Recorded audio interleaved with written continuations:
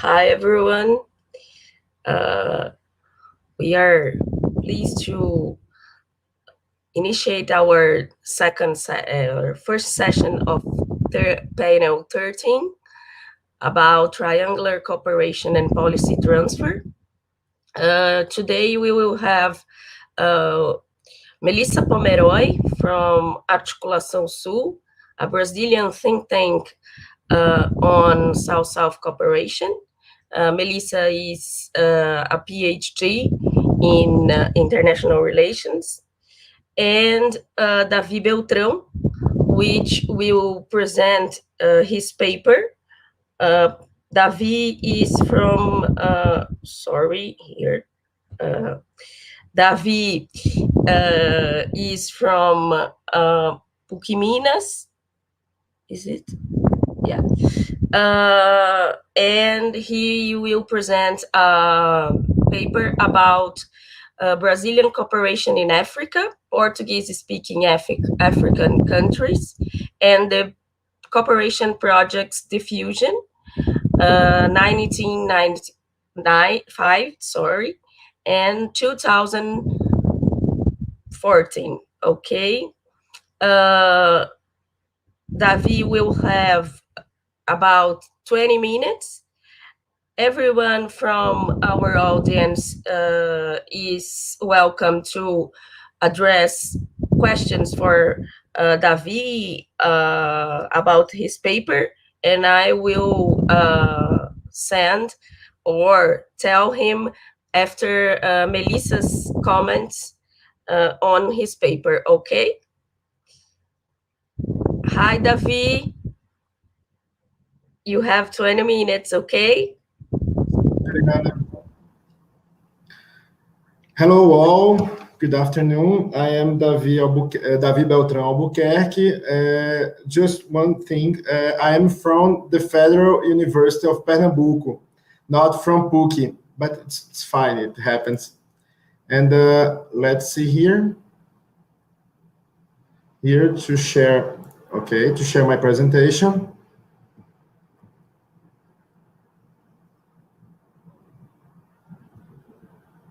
Hello, Laerte.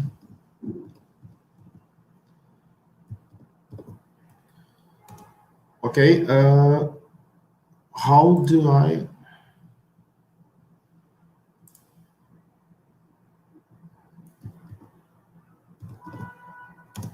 Okay, can you all see my presentation, the slides?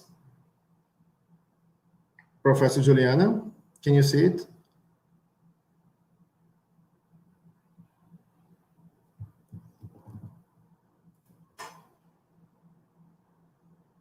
Okay, so I will begin. Okay, hello everyone. This is on my PhD dissertation. This work is my data analysis, and what I intend to do with this article is with the paper presented here today, is to show a way where I can develop my thesis, my dissertation, my PhD dissertation, and also to highlight a little bit the discussion about the Brazilian cooperation in Africa. The title, it's Brazilian cooperation in Africa, the Portuguese-speaking African countries and the cooperation projects diffusion between 1995 to 2014. To the next slide. The research questions, what would explain the greater speed of African states' accession to demand cooperation projects from Brazil, and what factors are allowed for a country to join a cooperation project with Brazil. My idea, first of all, next slide.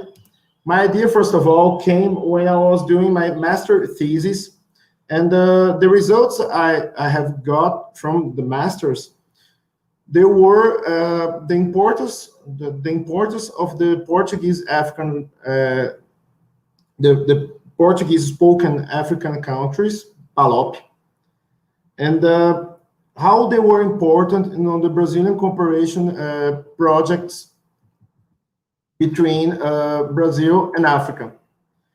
And after looking to some data for my PhD, I thought it would be a nice idea to investigate if how it's the diffusion made over there with some data.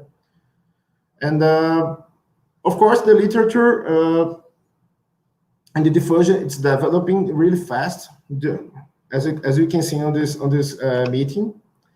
And the literature that I have based upon my work, it's the Brazilian foreign policy, between the policies and the politics, Milan and Pinheiro, of course. Brazil and Africa, the relations between them, they have a lot, but I've put these two ones, Lima and Brazil, because they have treated with data from the possibility of a diffusion. And South-South cooperation, late, and also Emma Mosley. Next slide. My variables, I have been inspired by the work of Gilardi. They were geographical proximity. Then it's interesting, the first one, because at first it was my first guess for as a independent variable to work out, but we will see that's not the question. The second independent variable, it's the institutions joint membership by African countries. I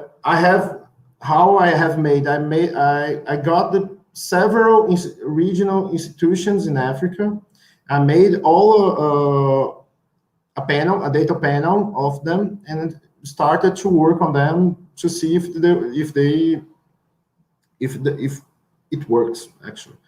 Institutions quality, the similarity between an institution from an African country or the level of the institutions, and the number of previous additions to projects by region. The idea is that if that's a diffusion, that if other countries receive that project, they would be the neighbors, they would be interested in receiving as well, to demand also Brazilian projects. And the dependent variable is the speed of adherence to Brazilian cooperation projects over the period from 1995 to 2014. The units of analysis, they are 54 African states, and Brazil has project with 42 so far. And as we can see on this map, as you can see on an African map, the 5 countries, the 5 African Portuguese spoken languages countries, they have a huge amount of Brazilian projects. As you can see, Cape Verde, as you can see, São Tomé and Príncipe, Mozambique, Angola, and Guinea-Bissau. And normally, around them, we can see a lot of, we can see also a huge amount of other projects. So this is where it came from my idea to investigate which factors would allow it for the diffusion of projects. Next slide. My data analysis. I used the survival model analysis. That's an analysis for the diffusion projects, and it works in this way. Normally, when a country reaches upon one project, we can take this country off the analysis, or we can do with a mode, with a medium. We can do in any ways. So the variables at the time, the number of years until the first project, so we can count, we can take them out. The second data analysis I have used was the qualitative comparative analysis, the QCA. Why? The survival model analysis is very quantitative, and it could only reach until one end of my research. But the QCA, in order, due to its different logic,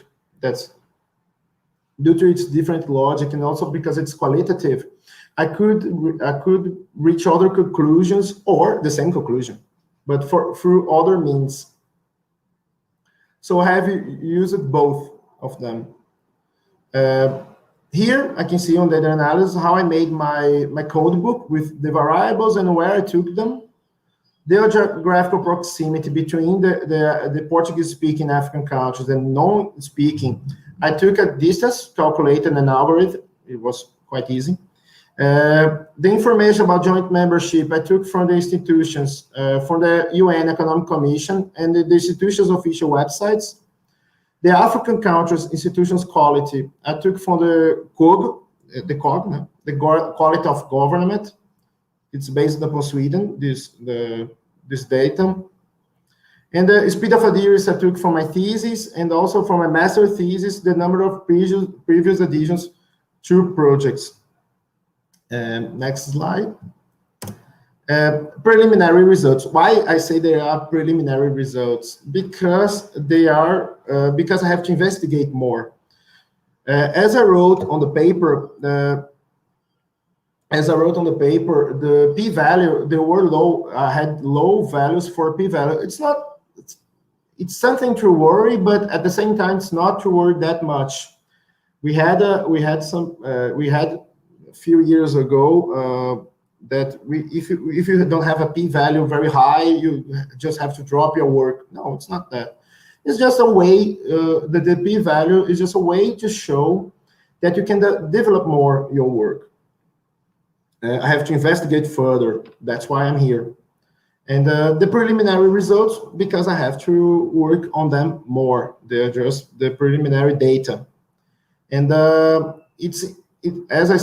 first important thing to notice is the importance to investigate the reason for the different results when I separate the Portuguese African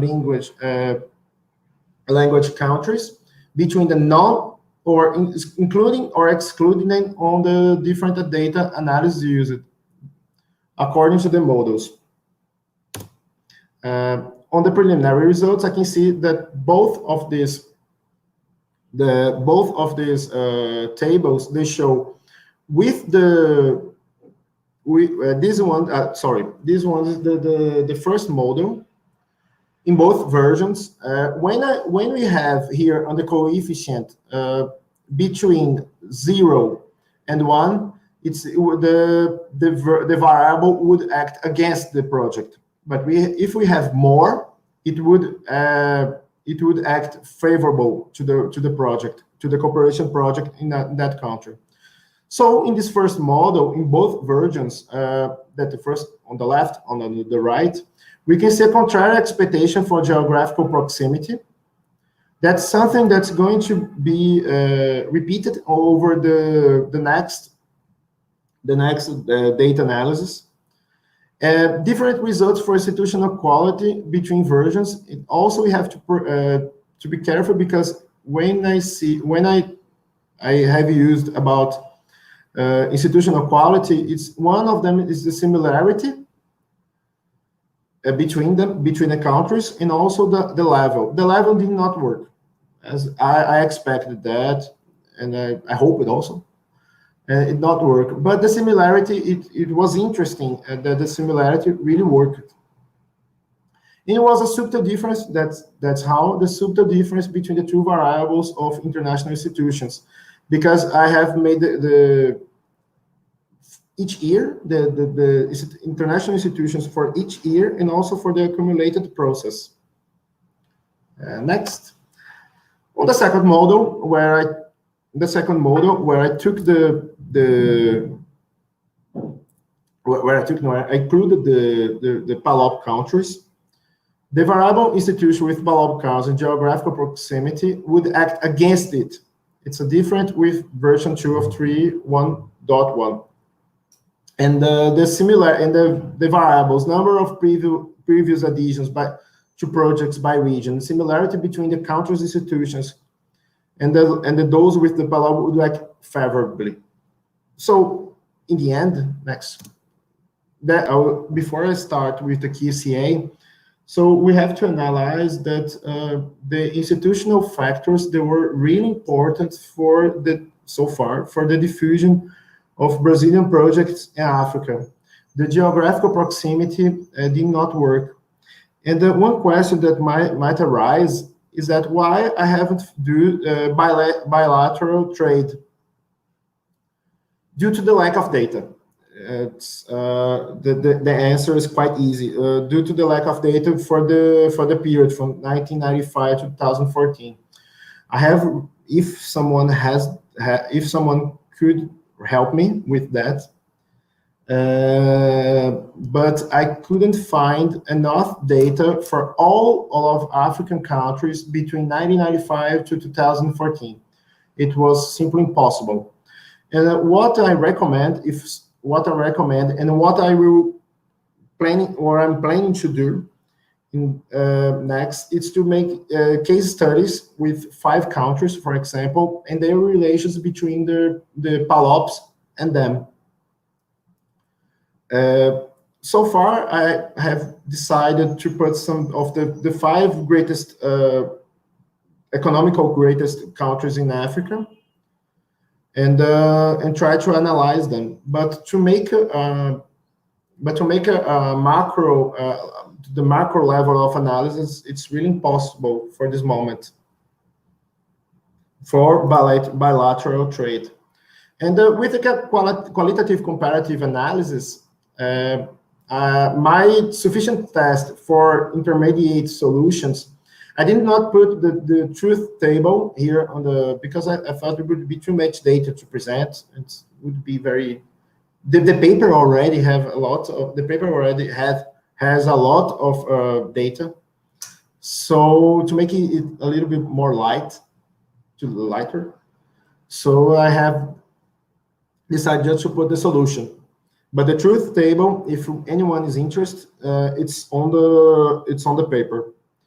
The solution for the sufficiency and the coverage, it includes only 4 countries. Those countries here that you can see, the 4, the 6, the 15, and the 24, they are Angola, Guinea-Bissau, Ghana, and Gabon, to the conditions. And most importantly, it's that the distance, it's not, again, it reaffirms that the geographical proximity, the negation of the geographical proximity, it's a factor, so it doesn't work, geographical proximity. It's a little bit counterintuitive. Also, on the qualitative comparative analysis, the accumulated projects by region, they were not a sufficient condition, but the institutions with Laboppi, the regional institutions, they worked as a condition for the diffusion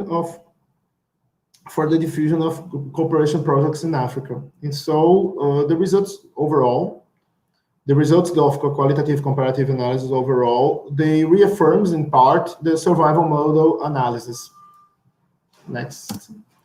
General results and future research. The results indicate that it becomes, the results due to the p-value, and also between the contradictions of the small contradictions between the qualitative comparative analysis and the survival mode analysis, they only show one way, they show a way that I can develop my research. So it's necessary to seek for strategies that combine quantitative and qualitative forms of evidence. The data so far, they indicated the importance of the recent approximation of countries in multilateral spaces through international organizations that would have created convergence, but it's not possible to know by which mechanism, and that's something that I can research further. And in this sense, Brazil may have taken advantage of this phenomenon and to shorten the way to become closer to the African country between this period. The QCA results, therefore, they have ontological difference between the survival mode and the QCA. And they indicate as a solution the regional institutions' importance. And the geographical variable indicates in all its versions no relation to the diffusion of Brazilian projects in Africa. As I said, this it can be for regional factors, such as institutional ones, as they are more relevant or ended up replacing it. As I said, it's a very counterintuitive result from the literature. And one variable that I should investigate further, it's the institutional one, institutional quality. And while the country's simple institutional quality, I expected that already. It's not relevant to have in a project. The variable that addresses the similarity between the countries is positive and relevant to the phenomenon. They were in the survival model analysis, but not on the QCA. The institutional variable, the international institutional variable, however, was positive and relevant in the QCA and in 2 of 3 of the survival model analysis. This can demonstrate the international convergence of these countries on a regional level. What I intend to do further now on my PhD dissertation is to investigate in the next chapters why and to deepen the amount of to enlighten more this problem. And that's it.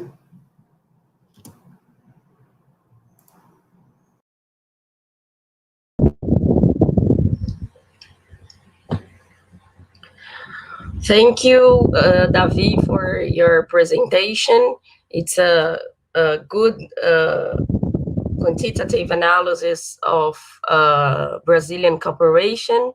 I forgot to introduce myself before. I'm Juliana Costa from Federal University of São Paulo. I'm a visiting professor, and sorry, here we have a wind. And I am an associate researcher at Articulação Sul, which is the same organization of Melissa Pomeroy, which is a founding member of this organization, and is a PhD in political science. Now I will give the floor to Melissa for her comments. Once again, I encourage our audience to submit questions for her or for Davi for us to debate this exciting subject here this morning. Okay, I will address your comments and your questions for them. Okay, I'm here to tell them. Melissa, thank you one more time for your presence here, and I will appreciate your comments like our audience. Okay, thank you, Davi, for the presentation. Thank you, Juliana, for coordinating this panel. And of course, thank you to the organizers. I would like to thank them because they took this huge challenge of making this conference happen online. So probably there are a lot of learnings on that sense also. And last but not least, thank you to all online assistants.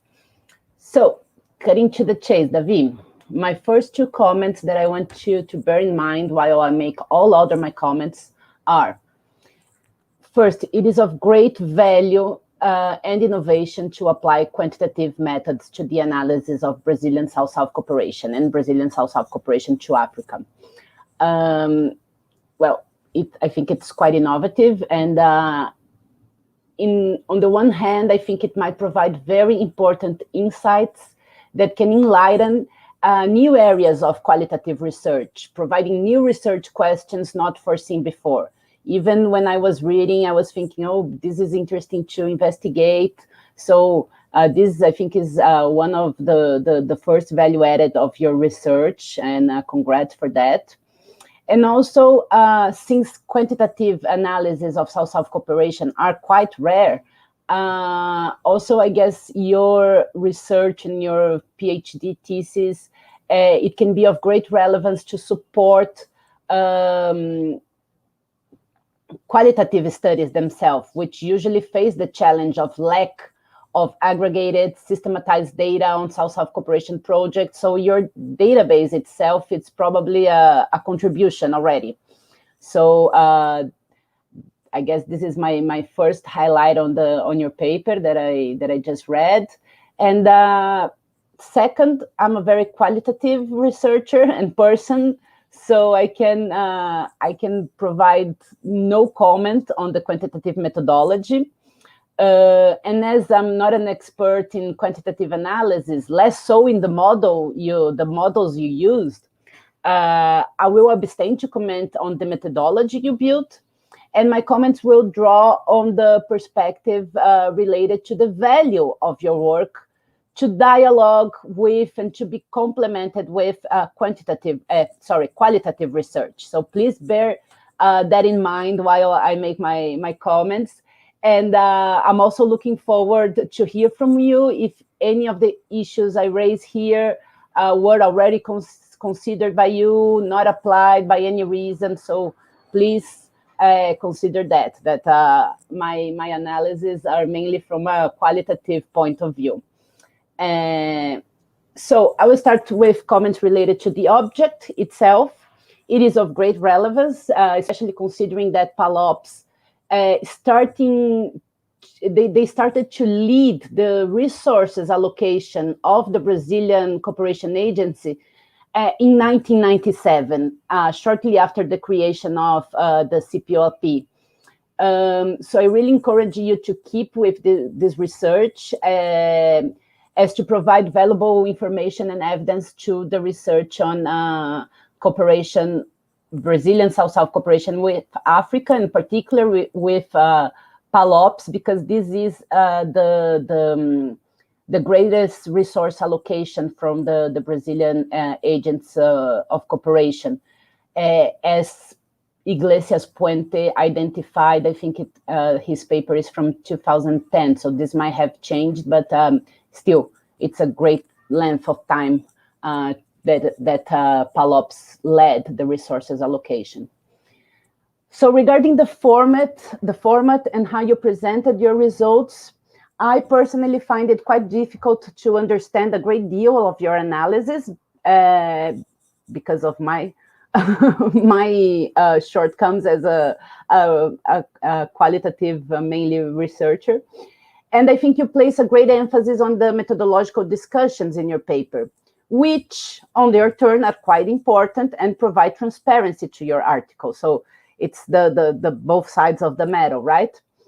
However, many of our scholar peers that are investigating South-South cooperation might need a more pedagogical explaining of your results. So I really encourage you to trying to translate your results to a more like friendly, qualitative way, you know.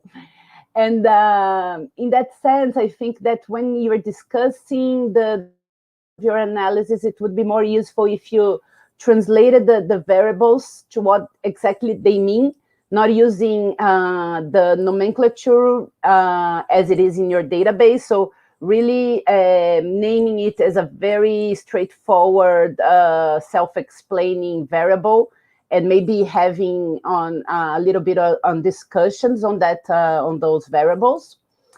And the results could be in a more friendly way, like using maps, like the one you showed at the beginning, but placing there the projects from your database, linking your results to maps and graphs, and also giving a little bit of more concretude to the results. I will talk about that later on also.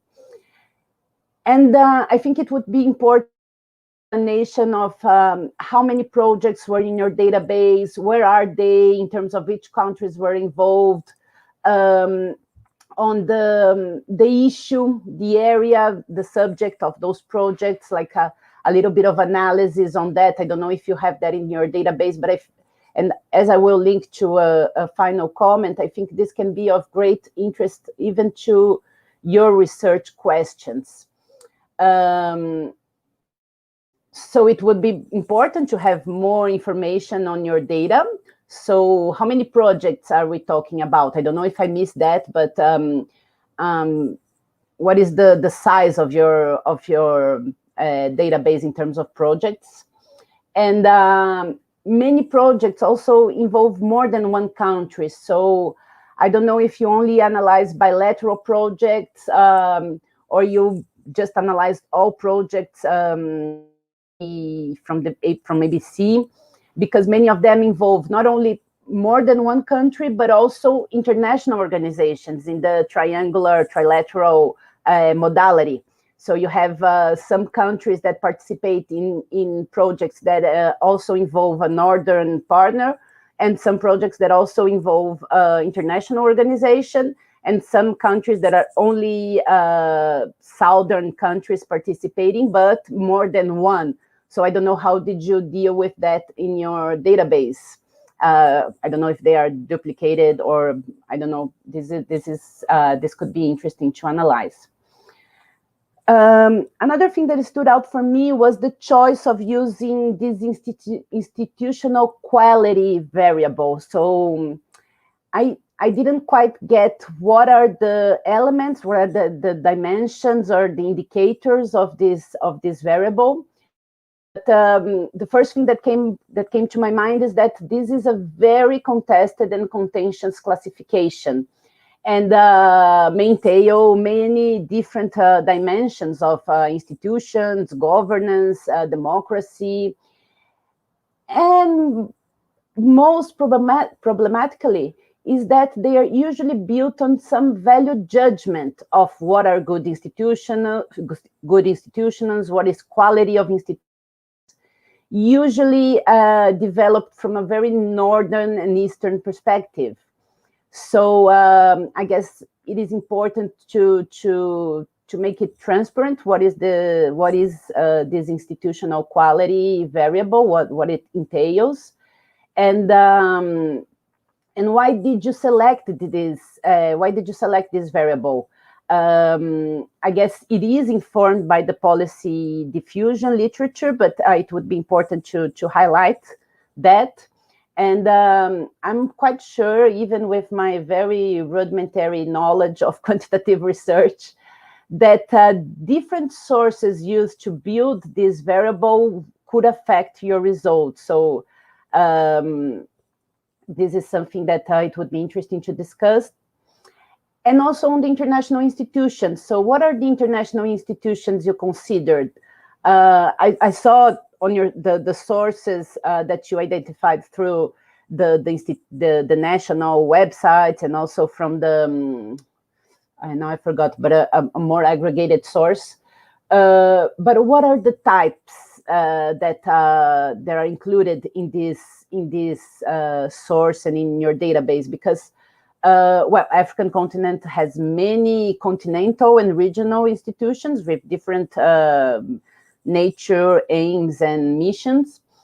They are quite engaged in international institutions as well. But the nature of those institutions selected may pose different implications regarding the type of engagement of those countries. So if the engagement or participation in international institutions is a variable, it's important to see what institutions are under this variable, because in a nutshell, I think it's different to talk about the influence of being a member of CPU, of the Community of Portuguese Language Countries, or the African Union, or FIO, or the Universal Post Union, or the International Civil Aviation Organization. I guess this can also influence your results, right? Because you're aggregating participation in international organizations, but they might not be relevant to your object of research. So again, if you had considered all these questions, please just disregard them. And I guess also importantly to the policy diffusion debate, there is a great body of evidence on the role of international organizations on supporting and fostering policy diffusion. So this variable really gains prominence to the debate. And so I guess this links to my previous comment on the triangular projects that involve international organizations, and also with the nature of the international organizations that are considered for your analysis. So, well, I said that I wouldn't talk about methodology, but I ended up like raising a few points. And on results, I guess there are very interesting results from your research, like you said about the geographical distance being or not being, depending on the model, acting against the adoption or in favor of the adoption of the project, the similar institutions quality, again, and the number of projects, like favoring the probability. And you also briefly mentioned specific countries. So when I was reading your paper, I was always waiting for like getting more like meat on that. You know, those are very interesting findings, and I miss you digging into more on that, providing some tangible examples on how the variables interplayed in specific cases. So now you just mentioned that this will probably be your, like the future of your research. So good, because this is what, from a qualitative point of view, this is what really interests as the result of your research. And in that regard, I think it would be important, it would be not important, or I think it would be interesting for you to link your research and having as a background to inform your analysis on the results, particular literature on Brazilian cooperation with Africa. And in that regard, I think there are two, like a body of evidence and body of analysis that that can help you on like framing this background literature to inform the analysis of your results. So the first one would be more like policy, foreign policy and development cooperation, historical analysis between Brazil and Africa, particularly José Flávio Sombra Saraiva e Carlos Alfonso Iglesias Puente.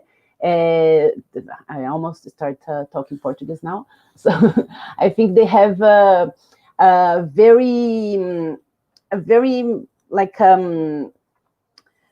well, they are reference regarding Brazilian technical cooperation with Africa. So this is very specific, and still related to possible sources and literature that you can dialogue with. And this might be a little disruptive from what you have been planning, but let's discuss on that. I guess that more target researches on specific areas of Brazilian South-South cooperation and Brazilian South-South cooperation modalities, it would be I think they can be very interesting to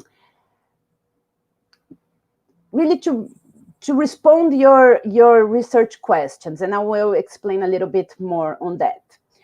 Because for instance, there is a lot of literature on particular agendas of South-South cooperation, like agriculture, like school feeding, like social policies, and well, there is a range of literature on particular agendas of Brazilian South-South cooperation to Africa with different methodologies, different approaches, but I guess they provide very important and enlightening information on the policy networks, on the dynamics of South-South cooperation.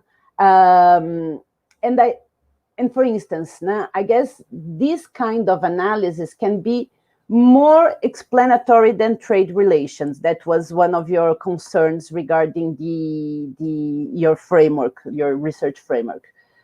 Because, for instance, we had run some analysis in some researches of the Brazil and the South Observatory. We had run those analyses for particular countries on how development cooperation, South-South cooperation, if there was any correlation with trade, and we ran that for Haiti, Angola, Bolivia, and Paraguay, I guess.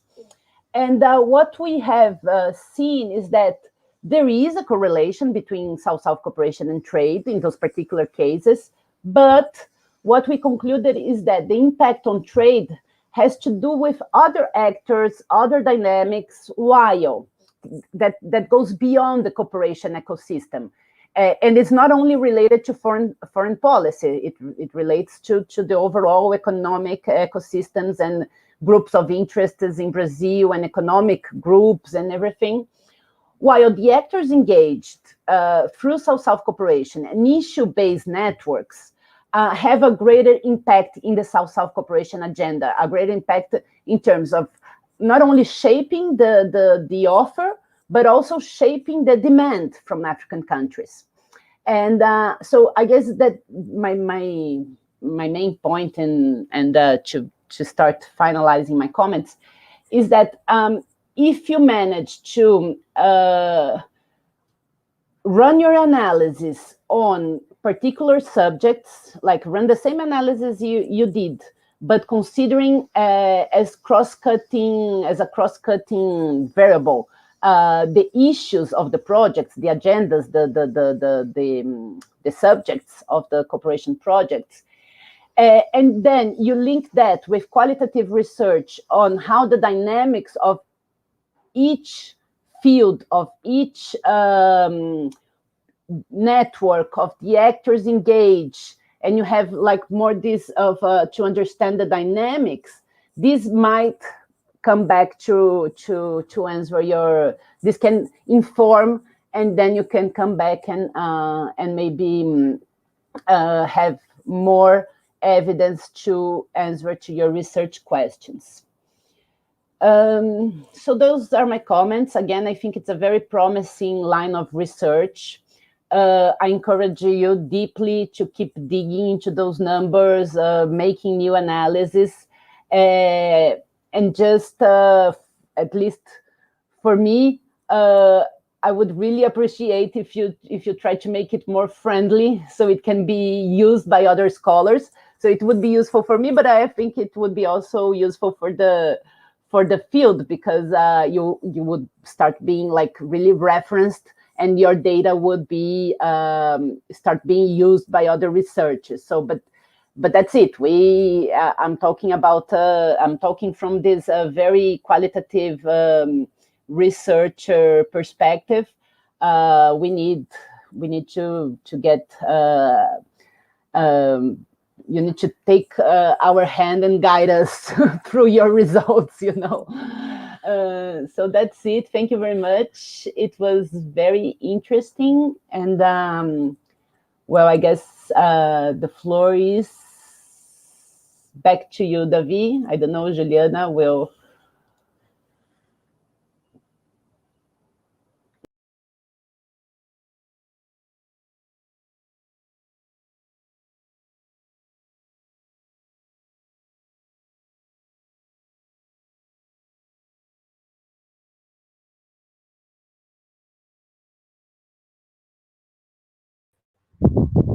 My microphone was muted, sorry. I was saying that I agree with Melissa on the use of quantitative methods for South-South cooperation. I had this challenge in my PhD thesis, so it's difficult to mix all these methods, qualitative and quantitative. So we not we are not getting used to do this in Brazil, but we will have to do this because it's a trend in international relations, and we need to get more used about this. So I have one comment on your paper, Davi, and then I will address you the question of Osmani and you to comment our contributions to your paper, okay? In my thesis, I used quantitative method, like I said, and to verify the buying votes, vote buying, like we said in the literature, in the General Assembly through South-South cooperation projects, like the same variable that what you used. The convergence between African countries could be, like you said, because in your paper you said, oh, I don't know if, I think it's in the conclusion, if this convergence between African countries would already exist or not. And this could be a solution for you using the vote convergence between African countries. We have a database on vote convergence made by Eric Voiten. It's a huge database of voting convergence between I think 1945 or 47 to 2000. I think it's 2015 or 2000. I think it's 2015. I don't know if they have more years, but what I remembered, it's these years, this period. And you could use this, seeing this vote convergence that is in pair of countries, to see and to think of a variable on whether convergence between PALOPs and between them and the rest of the continent is the same or not, to know and to have a solution for our problem. And so you can isolate the issue of convergence, like you said, you want to know. So I think it's a good way to solve this problem you are facing, or you were thinking for your next research. Okay, I think it's my contribution for your paper, and it's a good paper. Like Melissa, I appreciate her comments on that you could do it more friendly for people that don't use it to see statistical models and things like that. What you want to show for our audience with these variables in a good way for them to realize what you want to prove. Okay, but it's a good paper. It was good for me to read your paper. Now I have here a question from Osmani. Our audience is still encouraged to send your questions for us. So please don't be shy, okay? Osmani asked, what are your perceptions of triangular cooperation during the pandemic? How it affected Global South? I think this question of Osmani is not only for Davi, but I think he wants comments from Melissa that it's on the field, so she can tell us his hints of this. So before I will take the floor to Davi and then pass to Melissa, okay? Davi, your turn. Yes, I'm here. I only would like to thank you all, Professor Melissa, Professor Juliana. Thank you for the comments. Okay, I will answer some of it. First of all, I agree completely with to make it more friendly the paper, but also we have to make choices when we do a paper. For example, I had only 20 something pages to work on, and I couldn't filter what I should put, what I shouldn't put on my paper, what I should write or not. I agree. It's something that must be done. It's to be friendlier. And also, Professor Melissa, I read a lot of your papers, and I was a little bit nervous when I know you were qualitative analysis, and I was a little bit nervous when you looked to my paper, and but also I was happy because you could enlighten me in another ways as you did. And let's see, to put more friendly, yes, I agree totally. With the codes, the variables, I should describe them. I agree with you. Let me see more. Details of my project. It's about more than 1,000 projects I have on my database. I have bilateral, I have trilateral, and what I have done to count them. When I have more than one country related to that project, I have counted more than one time. For example, if you have with Angola and Mozambique or Cotton 4, for example, if they do, I count one for each.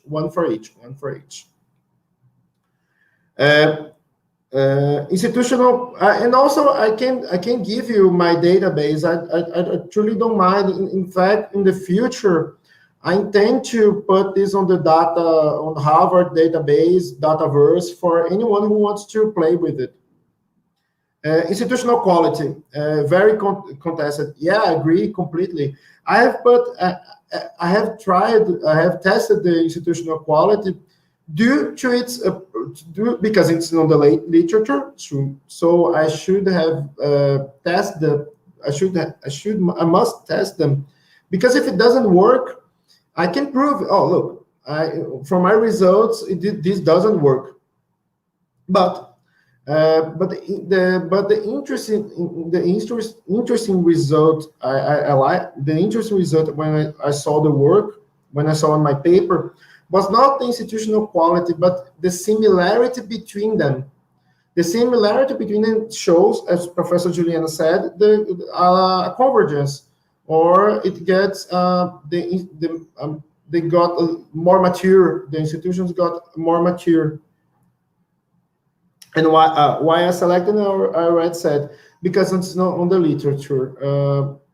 So I had to test them if they work or not. Let me see here. Which international institutions? I was looking here. I have I have a list here. I have, as you have said, and I didn't think about it. Yes, the nature of some the nature of some regional institutions, they go through the economics to the politics and even more. But I have used the African Union, the Arab Maghreb Union, the SACU, CADC, International Government Authority for Development, the Economic and Monetary Community of Central Africa, or even from Central Africa, and also for West African states, the ECOWAS, no? The Community of Saharan states, and then East African Community. I tried to use more the more complex institutional the regional institutions, and not so much on the smaller ones, because I could get biased. I could get biased. And the results, more meat. Yes, of course, I have to. That's what I intend to do further. I have to, when the particular background of South-South cooperation, for example, the Sombra Saraiva, of course, it wasn't in my first readings. I used Sombra Saraiva in Professor Fuentes also, and that's what I intend to do on the first chapter, and also at the end of the data I think about using the middle of my PhD dissertation. And the qualitative evidence, the more meat, as you said, it would be on further. It would be on the end and the beginning to make a background, and also further to develop more, to enlighten more my results, and also have to research more why they're used. And if it would be interesting to look for particular cooperation projects and subjects, the dynamics, the networks. Yes, indeed, it is. That's something that that they can be more explanatory, the bilateral trade. I read your article about it, the dynamics. That goes a little bit beyond, and that's something I could work on. And I didn't think about it. And when you talked to me, I was like, yeah, that's something I could use. It's really better than use the bilateral trade. Yeah, I totally agree. And also, Professor Juliana, I did not see your work, but I will look to it today. And I knew the voting database for voting convergence, and I will take a look at it. Yeah, sure, of course. That's the General Assembly convergence, and between the PALOPs and the rest, I could share them. It's in what I show is these variables. Yeah, I have to make more descriptive analysis for the variables, because it was a little bit tough for you to read, to make more friendly, as you said. No, I agree, and I thank you a lot for it's what I was expecting. I really got happy when I saw that you were commenting, that you were making the analysis of my paper. Thank you a lot. I have written a lot here, a lot of analysis. That's all I have to say. Thank you. Thank you, Davi. Before I give the floor to Melissa for her comments and to answer Osmani, I will sell myself. Here in Laboppi, I'm leading a research on Brazilian cooperation relating to fighting against pandemic, composed mainly of donations of medicines and medical equipment. We are doing this using our SS information law to make a database, and then to explore the results of this database, to know where we send this kind of things, from where we received donations. We have a huge donation from United States, which Brazilian government told everyone that United States were donating for Brazil. So we are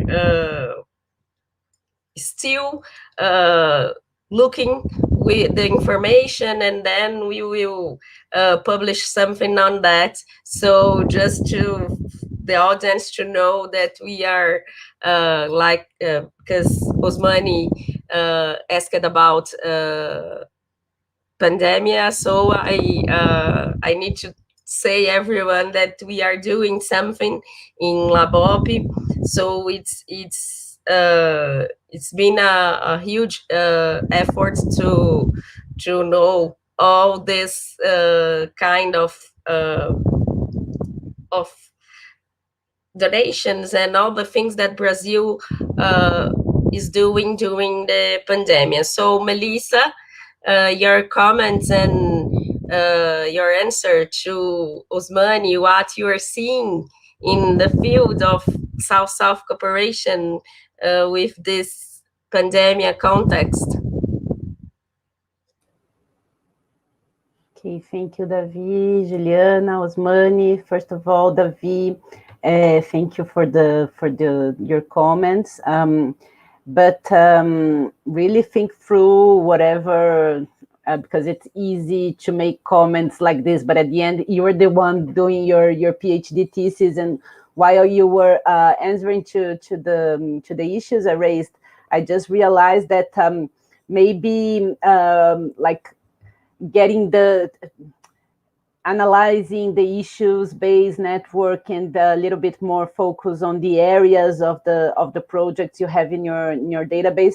This might change a little bit the focus of your thesis, especially methodologically, because you have a very important and a very consistent and solid methodology, which is quantitative, and then adding a qualitative one. It's important to combine, but this might, I don't know, this might imply like a more challenging work for you. So please think through that.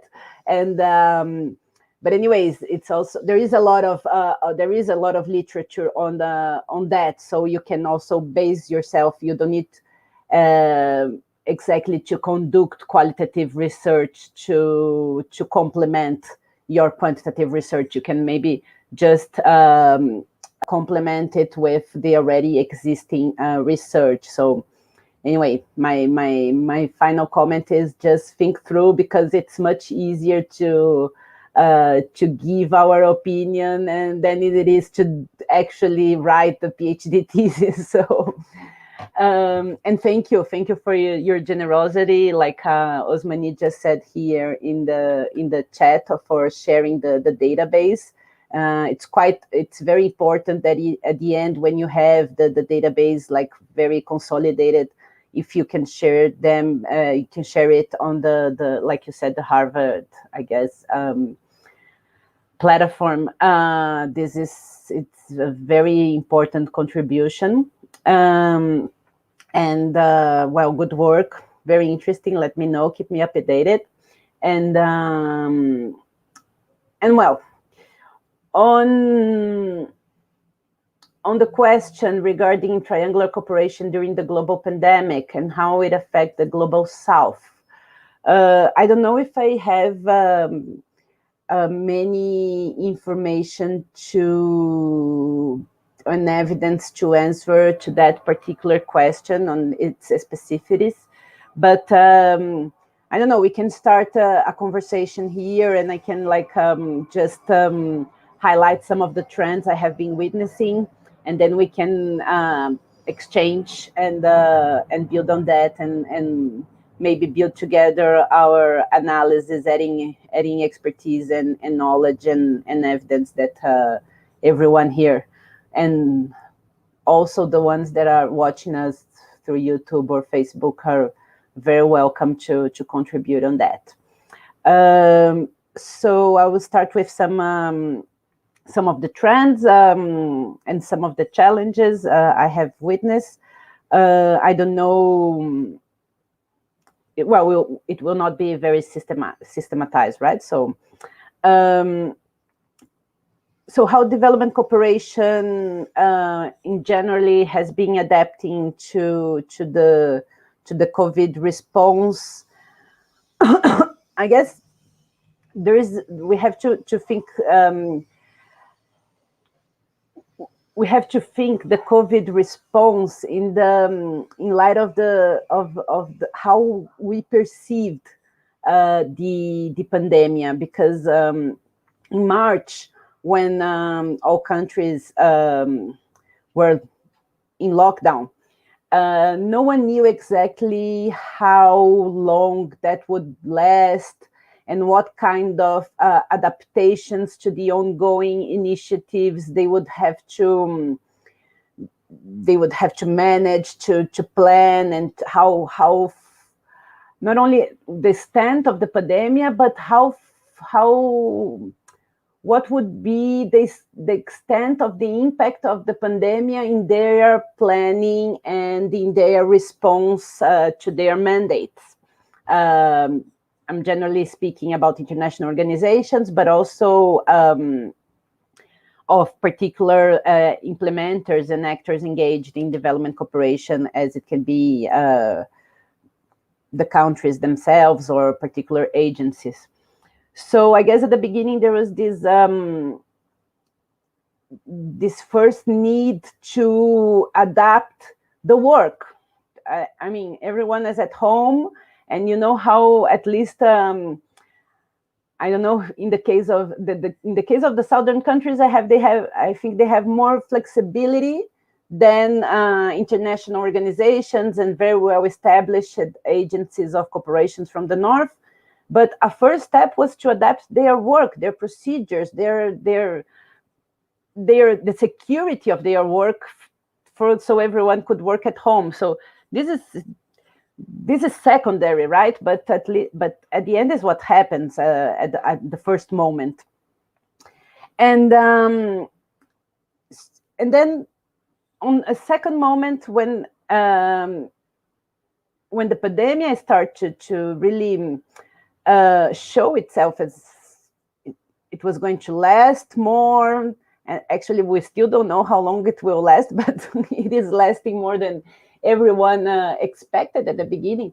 Then I guess the development cooperation system started to think, okay, so how we are going to adapt our response to it.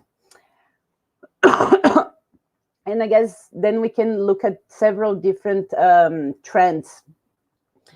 First of all, there's one important reflection from particularly the UN agencies, but all actors committed with the Sustainable Development Goals, which is the main framework for development cooperation, is how the pandemic is hitting and is impacting the ones furthest behind. So this is an important agenda. So we are now to 2021. The SDGs are due in 9 years. Targets are still way ahead from the expectations, and they are way ahead from the expectations exactly because the challenge of reaching those furthest behind. And who has been affected by the pandemic? Particularly those further behind. And for instance, there is a lot of projections coming out from gender-based violence, child marriage, access to health services, and how the nature of the lockdowns and of the people being in lockdown and at the same time suffering from the economic impacts, which we still don't know exactly what are the broader and we have trends, we have hints, but we still don't know exactly what is the economic impact of this pandemic globally. So those two factors combined, the economic impact and the more social impact of the lack of access to services of the pandemic, this will probably have a huge impact on reaching the SDG targets. So this is a huge drawback on the efforts that were being made. And so you have this picture, and on the other hand, you also have to look if we are still living social isolation, in a social isolated context. So how to reach the beneficiaries?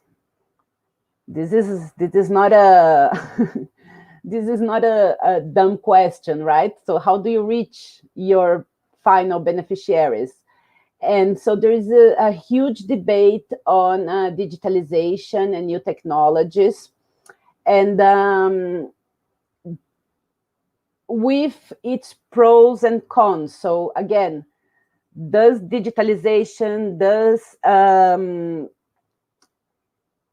information, social media, does like new apps for e-health, and does those new tools, do they reach the ones who are already furthest behind?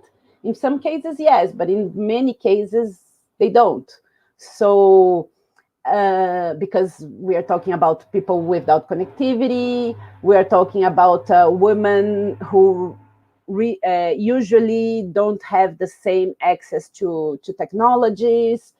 We are talking about children. We're talking about, so this is something that it's being discussed as a way forward, and also in terms of adapting the development interventions, the development cooperation interventions. So really, even in South-South cooperation, the bulk of South-South cooperation, the heart of South-South cooperation are the exchanges, are exchange of knowledge, and this was usually done through missions, trainings, field visits, and so this cannot happen anymore. So how do you do your interventions? No, this is something that I guess many, a lot of the development cooperation actors and systems, they are still struggling on how to find solutions to that. And so it's a very open, debate. Of course, those with the more experience with humanitarian response and preparedness, they, like for instance, the agencies and the international organizations that have as their mandate to respond to humanitarian emergencies, of course, they do have more means to do that, because they know how to work in a crisis, in a war, in an aftermath earthquake. So, but that's only, it's a niche, right? And still, the linkages between humanitarian and development was something that was not. It's a debate not completely resolved. The linkage between humanitarian development and sustainability. So this was not resolved before, and is still not resolved now. So I guess the two last things, I guess, that what I have witnessed from some particular interventions on the ground is that the interventions had to rethink itself and somehow connect themselves more to the particular context they were working on, right? So, and trying to reach. I'm sorry, there's background noise here. And trying to somehow adapt their plan interventions to what each national and local context was demanding, and was how each context was evolving. So this is, I mean, for a very structure, results-based management point of view, which is the mainstream line of working of development cooperation. This is kind of disruptive, right? So have to adapt. It's different from South-South cooperation, but at the same time, South-South cooperation is not well established as nor traditional official development assistance. So we are seeing those trends in the field, and I guess the response to COVID itself is something that I really haven't seen a lot, but I might be just disconnected from this particular debate. But what I mean, the response to COVID itself, and I guess Juliana can talk about more that. But the actual all the debate around health equipment availability of vaccines, of medicine, of trying to stop the spreading of the virus. So this kind of debate I have been less connected. Maybe Juliana can talk a little bit more on that. But anyway, those were some initial thoughts, and I hope people in the audience and can contribute a little bit more.